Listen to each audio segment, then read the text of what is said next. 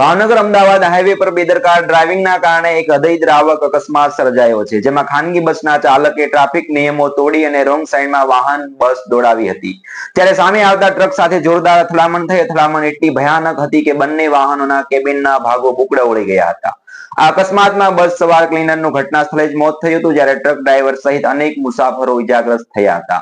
આ ઇજાગ્રસ્તોને તાત્કાલિક 108 એમ્બ્યુલન્સ મારફતે હોસ્પિટલ ખસેડવામાં આવ્યા હતા. ત્યારે અકસ્માતની જાણ થતાં જ પોલીસ ઘટના સ્થળે દોડી આવી અને ક્રેનની મદદથી માર્ગ ખુલ્લો કરાવ્યો. ત્યારે પ્રાથમિક તપાસમાં ખુલ્યું છે કે બસ ચાલકની બેદરકારી આ દુર્ઘટનાનું મુખ્ય કારણ છે. પોલીસે ડ્રાઈવર વિરુદ્ધ કાયદેસરની કાર્યવાહી શરૂ કરી છે. હાઈવે પર વારંવાર રોંગ સાઈડમાં વાહન ચલાવવાના બનાવો વધતા જતા જાય છે, ત્યારે ટ્રાફિક વિભાગે પણ હવે વધુ કડક પગલાં લેવાની જરૂરિયાત ઊભી થઈ એવી જણાઈ રહી છે. નમસ્કાર.